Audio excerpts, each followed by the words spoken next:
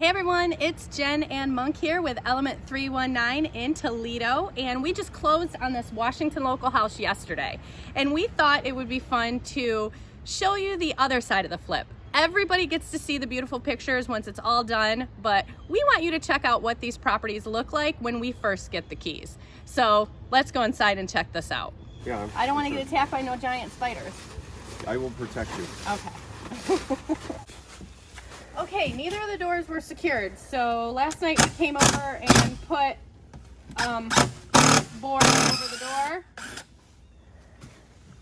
So we actually didn't get keys to this one.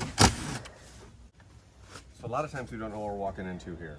So that's why we got the tie-back suits. We're going to wear masks because there could be mold, there could be other contaminants. So we're going to try to be careful going in here.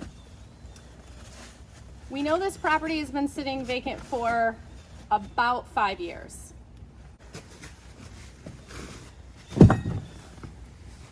Let's go in, shall we? The spiders have pretty much just taken over this property. We already came through with a broom and made a walkway for us. So kitchen is pretty bad. Number one rule when you buy a house like this, never open the fridge because it's going to be bad. I mean, take a look at the counters here. We've got old food, unopened food, open food, you know, feces, animal feces, like everything. So never open the fridge. We will duct tape the fridge before we put it in the dumpster. Oh, come over here. Looks like what looks to be some animal excrement, water that's been in the sink for God knows how long. I mean, this is awful. And this is the worst room in the house. Okay, let's check out the rest of the house. There's like hundreds of dead flies. This could be old damage from something.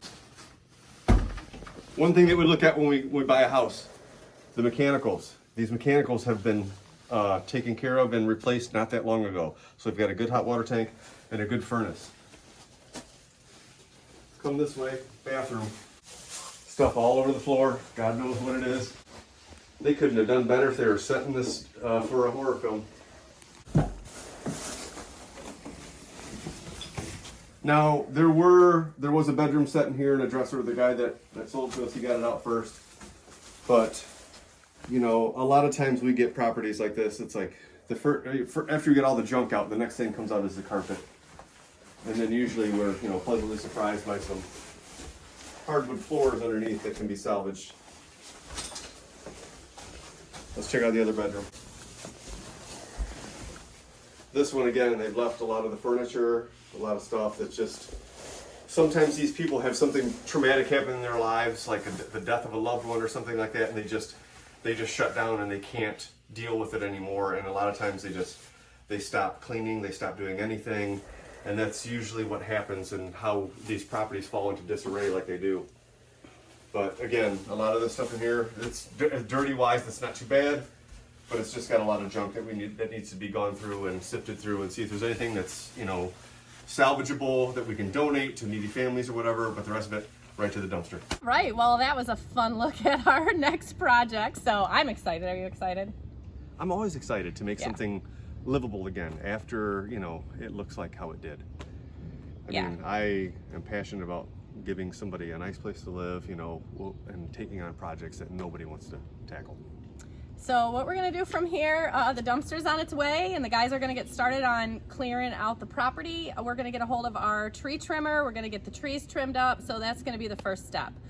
We're gonna keep you updated throughout this entire project. So once we get the house cleaned up, we'll take you through it again, and we're just really excited to show you the process on this one.